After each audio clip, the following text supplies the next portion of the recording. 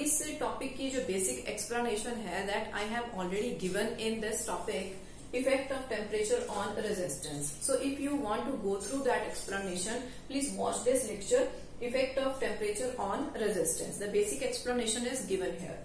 So let us start from the basic formula, that is resistivity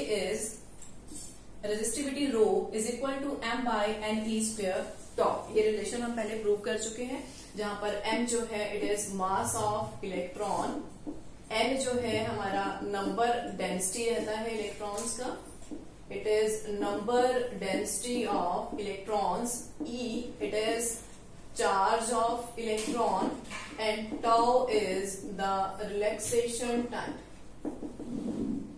Okay, so basic explanation that is already discussed. तो सबसे पहले देखते हैं कि जो कंडक्टर्स हैं उनके लिए रेजिस्टिविटी कैसे वेरी करती है विद टेम्परेचर. अगर आप टेम्परेचर बढ़ाएंगे, इंक्रीज करेंगे, तो रेजिस्टिविटी के ऊपर क्या इफेक्ट पड़ेगा. यहां से देखते हैं. सबसे पहले अगर मैं टेम्परेचर इंक्रीज करती हूं तो जैसे कि हम पहले डिस्कस कर चुके हैं कि जो इलेक्ट्रॉन्स होते हैं they are in random motion, तो उनकी काइनेटिक एनर्जी बढ़ जाती है. काइनेटिक एनर्जी बढ़ने से जो उनके नंबर ऑफ कोलिजन्स हैं वो इंक्रीज हो जाते हैं, और कोलिजन्स जो है बहुत ज्यादा फ्रिक्वेंट होने लग जाते हैं, बहुत जल्दी होने लग जाते हैं. तो उनके बीच का जो टाइम गैप है जिसे हम रिलैक्सेशन टाइम कहते हैं वो डिक्रीज होना शुरू हो जाता है. तो टाउ जो है वो हमारा डिक्रीज होना शुरू हो जाएगा. अब यहां से हम देखते हैं कि जो रो है that is inversely proportional to relaxation time. हमने कहा कि रिलैक्सेशन टाइम डिक्रीज हो रहा है. अगर ये डिक्रीज होता है तो इसका मतलब जो रेजिस्टिविटी है कंडक्टर्स के केस में that will increase with increase in temperature. तो जो रेजिस्टिविटी है दैट इंक्रीजेस, और अगर रेजिस्टिविटी इंक्रीज हो रही है तो कंडक्टिविटी डिक्रीज होती है.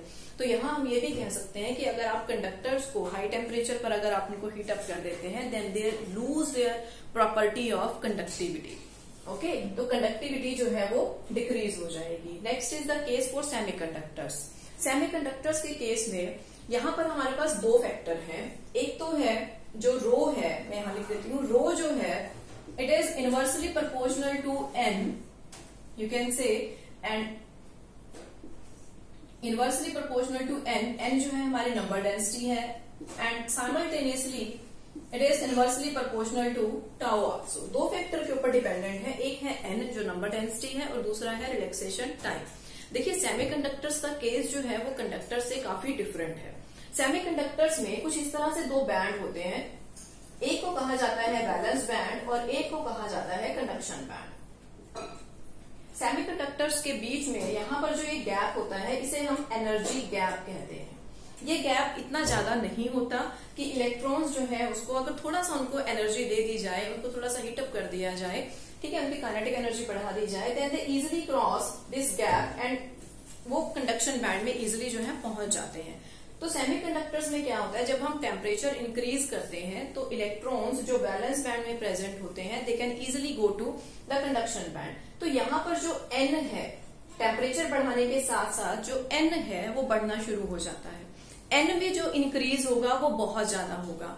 ओके, नो डाउट यहाँ पर भी जो कोलिजन्स का फैक्टर है that will remain same, but जो टाउ डिक्रीज होगा वो इतना डिक्रीज नहीं हो पाता as compare to the increase in n. या हम ये कह सकते हैं कि जो n में इंक्रीज हुआ वो डोमिनेट कर जाता है टाउ के डिक्रीज को. ओके, दो फैक्टर हैं, दो में से जो हावी होगा वो ये है. n बहुत ज्यादा इंक्रीज हो जाता है, टाउ उतना डिक्रीज नहीं हो पाता. तो हम इसको ही मानेंगे कि आपका n जो है, जो नंबर डेंसिटी है टेम्परेचर बढ़ाने से वो इंक्रीज हुई. n इंक्रीज हुआ तो आपकी जो यहां से, क्योंकि हमने कहा इनवर्सली प्रोपोर्शनल है रेजिस्टिविटी, n इंक्रीज हुआ तो ऑब्वियसली रेजिस्टिविटी डिक्रीज होगी. रेजिस्टिविटी अगर डिक्रीज होती है तो हम ये कह सकते हैं कि जो सेमीकंडक्टर्स हैं उनकी कंडक्टिविटी इट राइजेस. कंडक्टिविटी जो है बढ़नी शुरू हो जाती है विद इंक्रीज इन टेम्परेचर. तो सेमीकंडक्टर्स को हम कंडक्टर्स में कन्वर्ट कर सकते हैं with increase in temperature. Okay, उसके बाद टेम्परेचर डिपेंडेंस ऑफ रेजिस्टिविटी रहता है. जैसा हमने इस लेक्चर में डिस्कस किया था, there was a temperature coefficient of resistance जिसको मैंने अल्फा से रिप्रेजेंट किया था. The same case is here also. यहाँ पर हम लेंगे टेम्परेचर कॉफिशिएंट ऑफ रेजिस्टिविटी और उसको हमने रिप्रेजेंट करने के लिए सिंबल ले लिया है बीटा। ये इक्वेशन हमने यहाँ पर थॉरली मैंने आपको डिराइव करके दिखाई थी कि ये इक्वेशन कैसे बनती है। द डिफरेंस इज ओनली, वहां पर मैंने रेजिस्टेंस आर लिया था, यहाँ पर रेजिस्टिविटी ली है, द सिंबल इज रो। तो रो यहाँ पर रेजिस्टिविटी है किसी हायर टेम्परेचर पर, और जो रो नॉट है it is the original resistivity. इसका डेरिवेशन हमने प्रॉपरली इस लेक्चर में कर लिया था, तो मैं उसको रिपीट नहीं कर रही यहाँ पर। तो इट इज इक्वेशन क्या है, rho is equal to rho naught 1 plus beta. यहाँ पर बीटा जो है it is temperature coefficient of resistivity, T जो है it is a higher temperature और टी नॉट जो है ओरिजिनल टेम्परेचर है। क्लियर?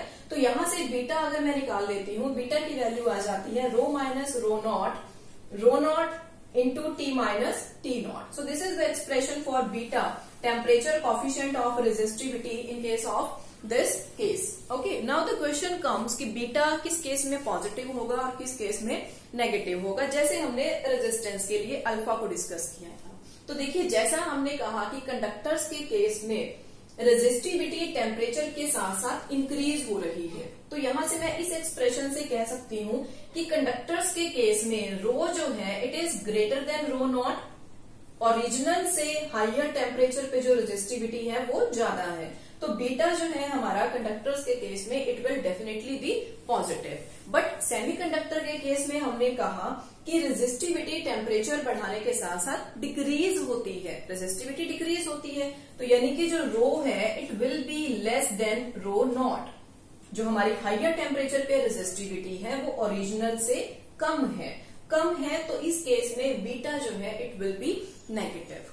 तो अल्फा और बीटा जो है हमारे दो कॉफिशिएंट हैं, टेम्परेचर कॉफिशिएंट है, one is for resistance, other is for resistivity. So this was all about the effect of temperature on resistance and then resistivity.